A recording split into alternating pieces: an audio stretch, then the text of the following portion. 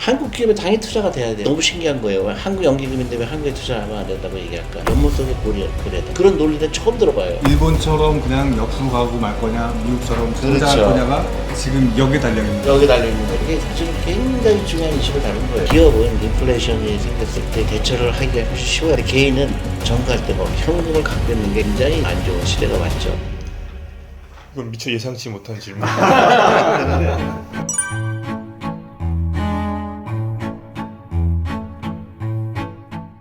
오늘은 저희 푸블리우스에서 출판한 최초의 경제서적 혁신기업이 부자국민을 만든다의 추천사를 써주신 존리 메리츠금융 대표님의 사무실에 찾아왔습니다. 존리 대표님께서는 한국사회 동학개미운동을 이끄신 분으로 유명하시고요. 존봉준이라는 별칭으로도 칭송받고 계십니다. 존리 대표님, 인사 말씀 한마디 부탁드립니다. 네, 안녕하세요.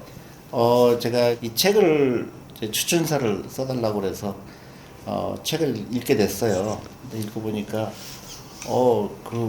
내가 그동안 강연을 하면서 사람들한테 이런 혁신 기업이 나와야 된다. 뭐 이런 기업이 나오지 않으면 우리나라는 미래가 없다. 그렇게 여러 번 강연을 했는데 이 책에 그런 내용이 많이 들어가 있는 거예요. 내가 공감한 내용이. 그래서 너무 신기하다. 그래서 우리 한국 독자들 이 책은 반드시 읽어야 된다 그런 생각이 들었고 또 우리 금융인들도 이거 읽으면 굉장히 도움이 되겠다 그렇게 생각을 했습니다. 네, 감사합니다.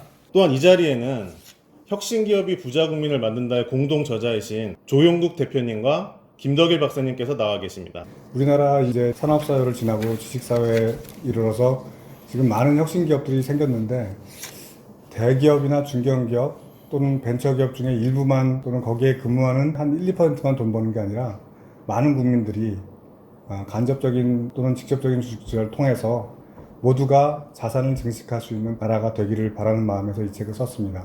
반갑습니다. 지금 전 국민분들이 다 힘들게 살고 계신 것 같습니다. 저는 이 책을 통해서라도 조금이나마 우리 국민들이 부자가 될 수 있는 희망의 싹을 틔울 수 있었으면 합니다. 감사합니다. 네, 그러면 존리 대표님께 그동안 쌓아온 철학 부분에 있어서 이 책이 어떤 부분이 맞닿고 있는지를 한두 군데 좀 설명을 부탁드려도 될까요? 네네. 저는 이제 자사운영업에만 이제 오랫동안 일을 해 보니까 이제 각 나라를 비교해 보니까 왜 미국은 계속 저렇게 강대국이 돼 있고 왜 강대국 대로 들어갔다가 같이 쇠퇴하는 나라가 어떤 나라들일까? 근데 대체적으로 보면 돈을 어떻게 일하게 시키느냐를 아는 민족하고 그렇지 못한 민족이 차이가 있는 거예요.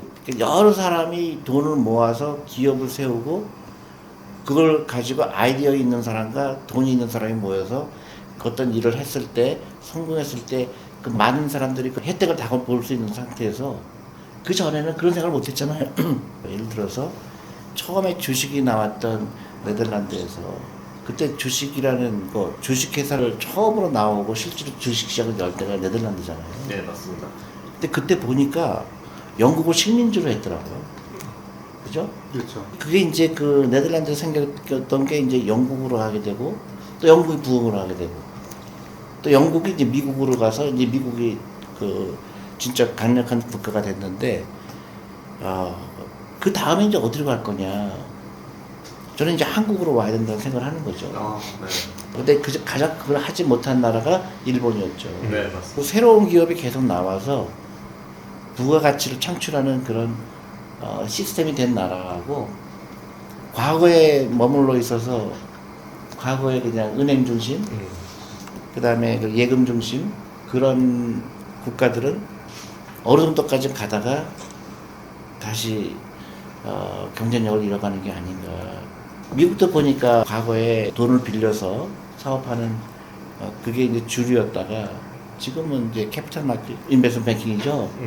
자본을 조달하는 방법이 굉장히 다양해졌고 그 다음에 주식을 발행해서 하는 그게 더 활성화가 되면서 퇴직연금과 만나면서 그게 이제 미국이 지금 거의 새로운 기업은 거의 미국에서 나오잖아요. 네. 그래서 이 책을 읽어보니까 내 생각과 너무 맞는 거예요. 이 책에서 국민연금 개혁을 아주 중요한 주제로 다루고 있는데요. 먼저 이 책에서 말하고 있는 국민연금의 핵심적 개혁 사항이 무엇입니까? 투자 비중을 바꾸자는 내용이 가장 중요하죠. 왜 그러냐면 해결책은 항상 매 정권 때마다 똑같죠. 부담률을 인상하고 지급률을 낮춰야 된다고 하는데 그 세대적인 갈등이 과연 어떤 정치적, 사회적 타협으로 이루어질 수 있을지 그런 부분에서 오히려 기술적으로 이 연기금 투자의 어떤 그 비중을 국내 주식 투자로 바꾸는 변화를 통해서 충분히 고갈 문제 해결이 가능하다. 90년대, 2000년대를 지나면서 1000조가 넘는 돈이 국민연금에 모이기 시작했습니다. 채권 위주의 투자, 부동산 투자가 사실 수익률을 많이 못 냅니다. 어렵고 못 살 때는 채권에다 하는 게 맞을지 모르지만 이렇게 우리나라가 전 세계에서 세계 10위권 경제 수준에 와 있고 많은 우량 기업이 있을 때는 기업에 투자하는 게 훨씬 성장률이 높습니다. 또 한 가지는 주식 투자에 우리나라 연기금이나 퇴직연금이 투자를 안 하다 보니까 해외 투자에 의해서 너무 크게 좌지우지가 되고 사실 우리나라가 이미 코스피, 코스닥에 몇백 개 기업들씩 다 우량한데 그 우량함을 충분히 못 얻고 코리안 디스카운트를 당하고 있습니다. 국민연금이 이 분야에 지금 16% 내외를 투자하는데 미국처럼 50%, 60% 주식 투자를 하게 된다면 우량한 혁신 기업들이 그 많은 투자된 돈 가지고 더욱더 혁신 기술, 혁신 사업에 투자해서 돈을 많이 벌 거고 고용을 확대할 거고 거기서 또 돈 번 많은 국민들이 세금을 많이 낼 거고 또 국민연금은 또 안정화돼서 기금이 고갈되는 걱정을 안 할 거고 그래서 이거는 일석삼조 4조의 아주 좋은 이펙트가 있을 거기 때문에 국민연금의 국내 주식 투자는 무조건 확대를 해야 된다고 봅니다. 이 존니 대표님께서는 국민연금이 국내 주식의 투자 비중을 높여야 한다는 이 책의 주장에 대해서 어떤 생각을 가지고 계신지 여쭤보고 싶습니다. 한국 기업에 당연히 투자가 돼야 돼요. 그러니까 우리가 이 국민연금의 역할은 돈도 버는 것도 중요하고 그 다음에 돈 버는 건 버는 게 아니다. 예. 고용 효과도 있고 그다음에 새로운 기업 혁신력이 나오는 그런 플랫폼이 될 수 있고 이런 게 논의가 돼야 된다고 봐요. 저는 이제 그 국민연금이 하는 역할이 여러 가지가 있잖아요. 이제 우리 국민들이 은퇴했을 때 기본적인 그 생활수단을 쓰게 도와주는 거. 그다음에 또 하나 큰 게 그 엄청난 돈이 있잖아요. 이거를 어떻게 투자하느냐에 대해서 그 아주 근본적인 철학이 필요하다고 봐요. 그러니까 사람들한테 물어보면 당연시하거든요. 한국 주식을 하면 안 돼. 승인을 올리려고 그러면 외국 주식에 투자해야 돼. 그것도 저는 잘못됐다고 보는데. 아, 네네. 근데 이제 국민연금에서 이제 그런 이제 그 교수님들의 그 어드바이저들이 있잖아요. 예. 근데 대부분 그렇게 생각을 해요. 그러니까 한국 투자하면 안 돼. 그래서 저는 너무 신기한 거예요. 한국 연기금인데 왜 한국에 투자하면 안 된다고 얘기할까? 보니까 이제 그런 이상한 논리가 있는 거예요. 연못 속의 고래다. 그러니까 지금 이게 계속 국민연금은 규모가 지금 커지고 있는 상태인데 그 한국의 주식 시장이 너무 작기 때문에 예. 그 표현이 많이 쓰이더라고요. 연목 작기 쪽의 고래. 때문에 예. 이 투자했다가 혹시 이제 돈을 나눠줄 때 주식시장에 폭락이 오지 않을까. 근데 그런 얘기를 하는 거예요. 그래서 저는 그런 얘기 세상에 처음 들어보거든요. 그런 논리는 처음 들어봐요. 그러면 옛날 미국으로 돌아갈까요? 40K 나왔을 때 미국 시가총액이 얼마였을 것 같아요. 그래서 미국에서 자금이 들어오면 어떻게 해요? 새로운 기업이 나오고 시가총액이 커지게 되고 바다가 커지잖아요. 전체 시장이 커지는 거죠. 당연하죠. 엄청나게. 근데 왜 그런 얘기를 안 할까? 왜 한국의 연못으로 놔둘까? 이거를 강으로 만들면 되잖아요. 대양으로 아예. 그럼 예. 대양으로 만들면 되죠. 그러니까 아직도 주식 투자를 디맨드 앤 서플라이로 보는 거예요. 아, 네네. 어떤 새로운 기업의 시가총액이 늘어나게 되고 새로운 기업이 나오게 하는 거를 그 생각을 안 하는 거예요. 그게 저는 굉장히 안타까워요. 우리는 왜 그렇게 잘못된 생각을 하고 있을까? 사실은 제가 이제 옛날에 코리아 펀드 운영할 때 여러분들 잘 모르실 거예요. 옛날에 국민연금이 주식 투자하는 거 금지된 적이 있어요. 위험하다고. 네. 아, 네. 저는 알아요. 그죠? 예. 그게 불과 얼마 안 돼요. 네.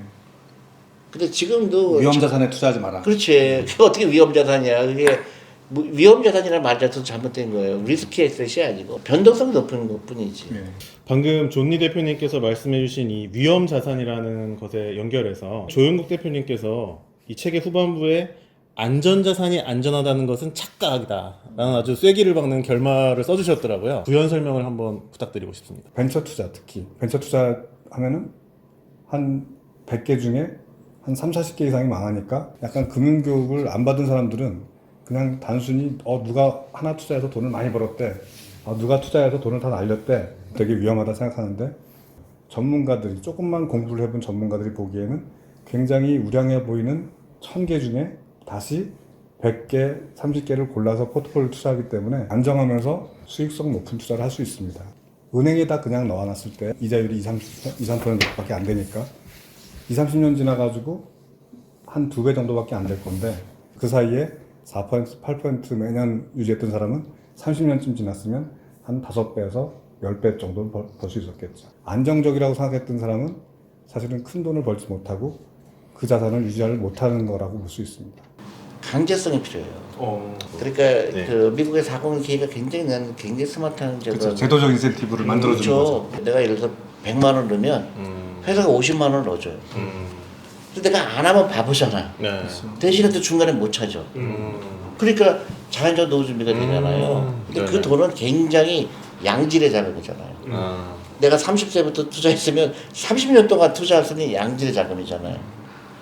그게 결정적인 역할을 한 거예요. 그래서 주식시장에 돈이 들어오게 되고 30년 동안 이게 돈을 갚을 필요가 없는 돈이니까 굉장히 위험한 자산에 들어갈 수 있죠. 그리고 에코리 투자함으로 인해서 내가 30년 후에 이게 이런 혁신기업에 투자했을 경우에 내가 30년 기다릴 수 있잖아요. 그 결과 미국의 은행 중심의 그 금융에서 에셋 매니지먼트 금융으로 옮겨가게 된 거예요. 그러니까 피델리티라든지 엄청나게 커졌잖아요. 그다음에 찰스 사업이라든가 이런 게 다 지금은 은행에 비해서 훨씬 더 크잖아요. 그 자금이 엄청난 자금이 되는 거예요. 근데 한국은 자산운용사가 퇴직연금에 손을 못 대게 돼 있어요. 맞습니다. 보험회사가 하거든. 그렇죠. 그러니까 조금은 증권회사가. 그러니까 자산운용사가 메인이 돼야 되는데 제도가 잘못되어 있는 거예요. 그렇죠. 네. 그러니까 그러다 보니까 중간에 이러한 요소가 있기 때문에 그 퇴직연금의 주식 비중이 낮을 수밖에 없는 거죠. 2.7%. 너무 낮은 거죠. 그러니까 나는 한국에서 이 퇴직연금 제도만 제대로 활성화되면 지금 1000조의 돈이 지금 은행 예금에 들어가 있거든요. 그러니까 무지막지한 파워가 될 수 있다. 진짜 지금 일본처럼 그냥 옆으로 가고 말 거냐, 미국처럼 성장할 그렇죠. 거냐가 지금 여기에 달려 있는 거예요. 여기 달려 있는 거예요. 퇴직연금에 달려 있는 거예요. 일본은 그냥 은행을 더 잘 관리해서 중소기업 도와줘라 그러는데 그거는 빌려주는 거기 때문에 도와주는데 한계가 있는 거잖아요. 그렇죠. 그렇게 혁신 기업은 못 가지. 그러니까 지금 우리가 지금 그 기로에 와 있어요. 미국식 모델로 갈 거냐, 네네. 일본식 모델로 가서 30년 후에 후회할 거냐. 그러니까 일본이 생각해보세요. 1980년대에 얼마나 좋은 기업들 많았어요. 네. 그렇게 더 성실하고 똑똑하던 일본이 그냥 엉성해 보이던 미국보다 저는 확 뒤처진 게 지금 말씀하신 이 시스템 때문이라고 봐요. 그렇죠. 그러니까 이 계속 그 돈을 벌려고 하거든요. 그러니까 가장 돈을 많이 버는 거는 일을 가장 열심히 시키는 거는 혁신적인 기업에 투자하는 거거든요. 옛날 기업이 아니고 네네. 부가가치가 높은 데 투자하려고 특성이 있거든요. 혁신 기술이든 혁신 아이디어든 그렇죠. 혁신 예를 서비스든 들어서 바이오 제약 하나 개발하면 떼돈을 벌잖아요. 몇 개 실패하더라도. 그리고 실패도 실패가 아닌 게 거기서 또 그 쌓이거든요. 이 기술로 했더니 아니던데 또 저 기술로. 그게 이제 실패가 아니라 어떤 그 노하우의 지벽이거든요. 저는 벤처 투자를 하니까 지금 말씀하신 게 되게 중요한 게 리스크가 있는 얼리 스테이지에 엉뚱한 아이디어도 사업을 한번 해보겠다는 의지가 생기는 사람이 생기는 거예요. 그렇지. 각 대학이나 연구소에. 근데 이 시스템이 안 돼 있으면 돈을 빌려야 되니까 적어도 히다치며 소니며 들어가서 과장쯤을 하다가 나와서 해야지. 그럼 과장쯤 되면 이제 안정화되기 때문에 그렇지. 리스크를 못 알아요. 맞아. 리스크 않는 사람들은 다 그렇지. 학교에서 우리 교수님이 한번 던져서 야 회사 만들었으니까 너 들어와가지고 같이 해보자 해야 일이 되는데 그거에 벤처 머니가 막 들어와. 그러다가 한 20개 중에 하나는 대박 나고 한 서너 개는 좀 팔리고 5개는 중박 나고 한 10개 망하고 망한 것도 다시 이렇게 저렇게 추려가지고 거기서 또 기술 바꿔서 또 성공시키고 이런 선순환이 한 3, 40년 동안 발전을 한 거예요. 근데 일본은 그런 게 일본도 막 생기다가 별로 안 생기고 그냥 흐지부지 되고 왜냐하면 금융 시스템이 못 받쳐주니까. 왜냐하면 일본은 아직도 그 주식에 투자하면은 그걸 부끄럽게 여기거든요. 아. 그러니까 불로소득이란 말을 쓰거든. 그 최악의 어떤 단어죠. 불로소득이 아니고 내 자본을 일시킨 거거든. 그다음 이제 원금 보장이라는 것도 지금 한국에서 그러니까 벤처 투자하면서 원금 보장 대장 물어본 사람 많거든. 그건 좀 심하네. 저희 초기 때는 진짜 실제로 그랬어요. 사실 원금 보장이 어딨어요. 이거 10배 벌 수 있는데 잘못하면 한 반은 날릴 수도 있다. 2년 전이죠. 코비드 19이 막 생겼을 때 주식이 거의 반토막이 난 적이 있습니다. 야, 이렇게 어려우니까 이제 리스크가 큰 벤처 투자는 굉장히 안 되겠다 생각했었는데 그 해에 더 많이 투자가 됐습니다. 그리고 바이오 분야는 30% 정도 투자가 됐고요. 그리고 그 해에 우리나라 진단시약이 50개 이상이 허가를 받았습니다. PCR이든 항체든 항원이든. 그리고 다 아시다시피 작년에 신속항원 검사를 했던 회사들은 한 회사가 2조씩 벌었습니다. 수익률이 60%, 70%. 오히려 이 바이오 산업에는 코로나 사태가 큰 기회가 될 수 있겠다는 생각도 드는데요. 코로나 시대, 포스트 코로나 시대가 금융 투자 환경에 어떤 영향을 미쳤는지 이것만큼은 해야겠다는 당부 말씀 있으신지 한번 여쭙고 싶습니다.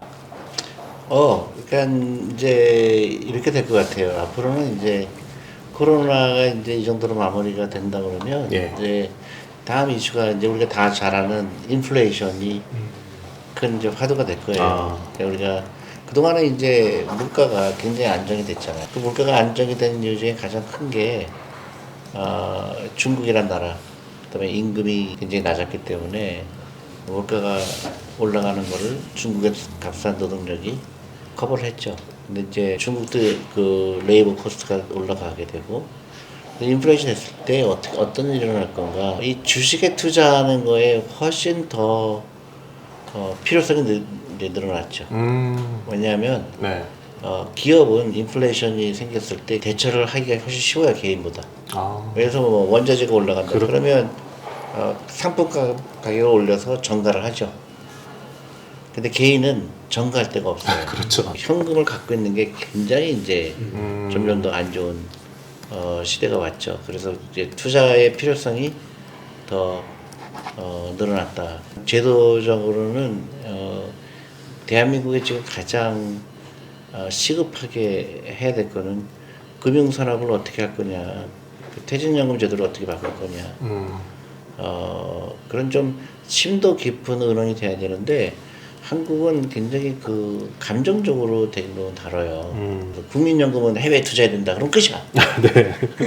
맞습니다. 그래서 어떠한 그리고 왜 그렇게 해야 되느냐 그런 디베이트가 별로 없어요. 잘못된 그 관습이 그대로 하죠. 그러니까 이제 이런 좀 많이 변했죠. 옛날에는 주식하면 안 된다 그랬다가 지금 주식하는 거 네. 좋게 바뀌었는데 지금도 너무 이제 대부분 단타를 하긴 하지만 근데 이제 좀 더 빨리 한국의 금융산업이 발전하려면 퇴직연금 제도를 손을 봐야 되고 국민연금보다 훨씬 더 시급한 게 퇴직연금이에요. 그렇게 보시는군요. 왜냐하면 직접 영향이 있거든요. 직장인들의. 그리고 이제 국민연금도 저는 한국 주식에 더 투자했어요. 그리고 이런 뭐라 그럴까 이런 디베이트가 막 활성화가 돼야 돼요. 그래서 사람들이 이제 이 금융이 나하고 어떤 관계가 있구나 하는 거를 이제 나름대로 생각할 수 있는 기회가 돼야 되는 거죠. 네. 이 포스트 코로나 시대에 인플레이션으로 인해서 오히려 주식 투자에 대한 요구가 더 높아질 것이다라는 예측. 국민연금 개혁만큼 시급한 퇴직연금 개혁 문제. 그리고 이 문제를 절대 감정적으로 대응해서는 안 된다. 그리고 이를 위해 높은 수준의 공적 담론이 있어야 된다. 이 말씀을 해주셨습니다. 김덕일 박사님께서는 이 코로나 시대, 포스트 코로나 시대를 이 정치 외교학자로서의 관점에서 어떻게 전망하시는지 짧은 코멘트를 부탁드리도록 하겠습니다. 이건 미처 예상치 못한 질문. 국가 간에 어떤 상당히 많이 세계화되고 개방이 됐다 생각을 하는데 이것이 다시 예전처럼 돌아가기 위해서는 좀 상당한 시간이 걸리지 않을까요? 유럽도 보면 그동안에 굉장히 프리 트레이드였잖아요. 그렇죠. 예. 근데 이제 점점 이제 지역화가 될 가능성이 있죠. 그래서 그 극단적인 사람이 많이 나오게 되고 전쟁이 날 수도 있고 네네. 또 막 그 이제 누군가는 불만이 생기거든요. 그러니까 예를 그런 유럽에 히틀러가 나왔다든가 그런 잘못된 게 극단적인. 극단적인 나올 수가 있죠. 그러니까 우리 한국은 나는 이게 엄청난 기회가 있다고 봐요. 어떻게 대처하느냐에 따라서. 네. 왜냐하면 지금 한국이 갖고 있는 지정학적 위치, 그다음에 높은 교육열, 그러니까 사교육 이런 거 빼고, 네네네. 그다음에 사실 한국 민족은 자기 자식이 나보다 더 잘 되길 바라잖아요. 그렇죠. 예. 그래서 의외로 그런 민족이 많지 않아요. 그냥 너는 너대로 살아, 나는 나대로 살 거야. 이런 사람들 굉장히 많아요. 의외로 특히 남미가 그래요. 네. 근데 일본도 그래요 지금. 이제 과거 변해서 일본도 그 패밀리 밸류가 많이 무너지고 있거든요. 근데 한국은 지금 그런 단계는 아니기 때문에 그런 단계 가기 전에 획기적인 생각의 변화가 필요해요. 왜냐하면 우리가 출산율 세계에서 가장 낮죠. 맞습니다. 예. 그다음에 노인 빈곤율 높고 이런 게 지금 심각한 수준이니까. 지금 이 미국의 401k 연금 개혁이 여러 번 언급이 됐는데요. 그 내용이 구체적인 것들이 저희 책에 다 설명이 되어 있습니다. 또한 일본 기업들의 흥망성쇠에 대해서도 저희 책에서 자세한 분석을 하고 있으니 많은 참고 부탁드립니다. 그렇죠. 이게 사실은 굉장히 중요한 이슈를 다룬 거예요. 그러니까 앞으로 뭐 어느 주식이 올라가느냐, 뭐 어떤 펀드가 좋으냐, 그것도 중요한데 진짜 근본적인 이슈는 대한민국이 15년 후에 어떤 모습일까. 한국의 그 모델은 압축 성장했잖아요. 그거는 이제 엘리트 그룹들이 그 없는 돈을 모아갖고 어떤 포커스 해갖고 그 집중 투자를 하게 하고 그래서 돈을 벌었지만 그건 여태까지 얘기고 예. 앞으로는 이제 다양성이에요. 다양성. 우리가 K-팝 하듯이 이제 바이오도 해야 되고 뭐 AI도 해야 되고 전기자동차도 해야 되고 그거는 옛날 같이는 안 돼요. 옛날에는 인더스트리가 한 5개밖에 안 돼요. 철강, 맞아요. 자동차, 전자. 근데 지금은 한 100가지가 나올 거예요. 그건 정부가 할 수가 없어요. 근데 대신에 그 시스템을 마련해 주는 거지. 그 퇴직연금 중요하고 그 다음에 교육. 더 이상 시험 보지 마라. 부경도 잘 보는 거는 정말 아무런 도움이 안 돼요.